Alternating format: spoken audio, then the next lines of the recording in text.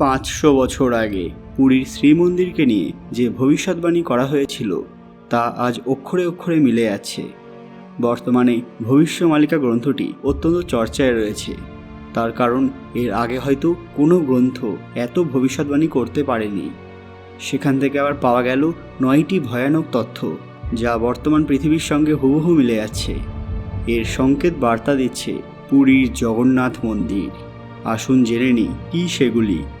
সবাই কমেন্টে জয় জগন্নাথ লিখবেন। সকলকে পুরাণ কথা নতুন একটি ভিডিওতে স্বাগত।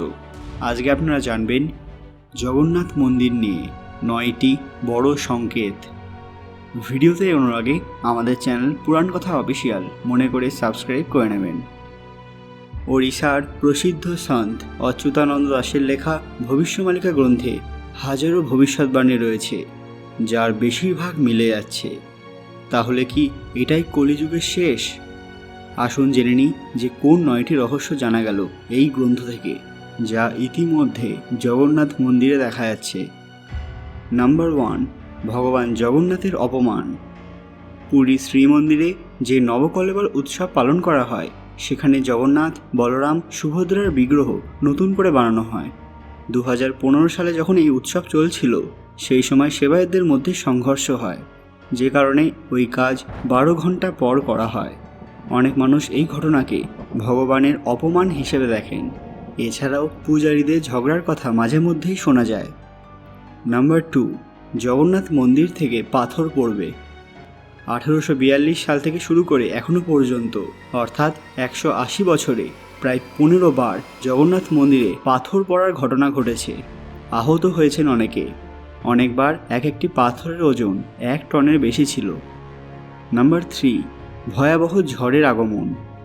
2019 সালের মে মাসে ফণী নামের যে ভয়াবহ ঝড় এসেছিল, তার ফলে জগন্নাথ মন্দিরে পবিত্র কল্পবৃক্ষ ভেঙে গিয়েছিল।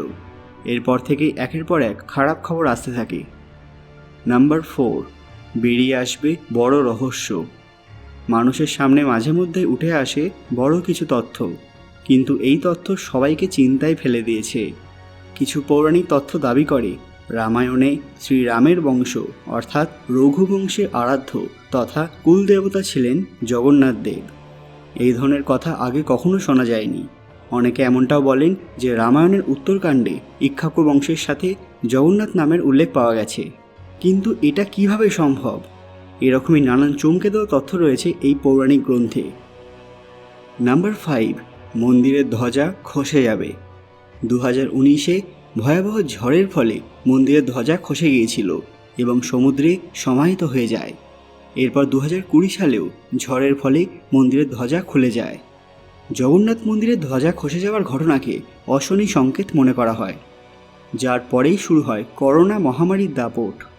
নাম্বার 6, মন্দিরের চূড়ার নীলাচক্র বেঁকা হয়ে যাবে। জগন্নাথ মন্দিরের চূড়ায় যে বিশেষ চক্র রয়েছে তাকে নীলাচক্র বলা হয়।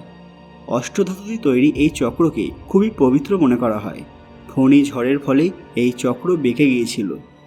নাম্বার 7, মন্দিরের ধ্বজায় আগুন লেগে যাবে। 2020 সালের মার্চ মাসে শ্রীমন্দিরের চূড়ার ধ্বজায় আগুন লেগে যায়।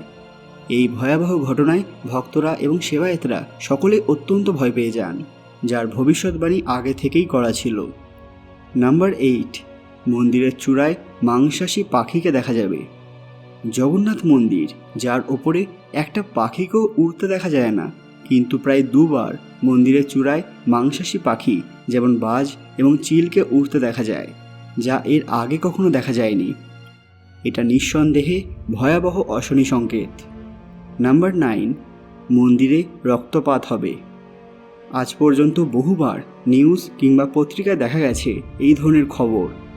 মন্দিরে দেখা গেছে রক্তের চিহ্ন, যা সম্পূর্ণভাবে ভবিষ্যৎবাণীর সাথেই মিলে যায়। এর মানে কি কলিযুগ শেষ হতে চলেছে? সেটা এখন সময়ই বলবে, কিন্তু প্রত্যেকটি কথা হুবহু গ্রন্থের সঙ্গে মিলে গিয়েছে। সবাই কমেন্টে জয় জগন্নাথ লিখতে ভুলবেন না। আর আজকের ভিডিওটি ভালো লাগলে ভিডিওটিকে লাইক করবেন এবং সবার সাথে শেয়ার করবেন। আরও এরকম অজানা তথ্য পেতে পুরাণ কথা অফিসিয়াল চ্যানেলটি মনে করে সাবস্ক্রাইব করে রাখুন। পরবর্তী ভিডিওতে আপনারা কলিযুগ সম্পর্কে কী জানতে চান সেটাও আমাদের কমেন্টে জানাতে পারেন। খুব তাড়াতাড়ি ফিরে আসবো নতুন একটি দরকারি ভিডিও নিয়ে। ততক্ষণ আপনারা এই ভিডিওগুলি দেখতে পারেন। ধন্যবাদ।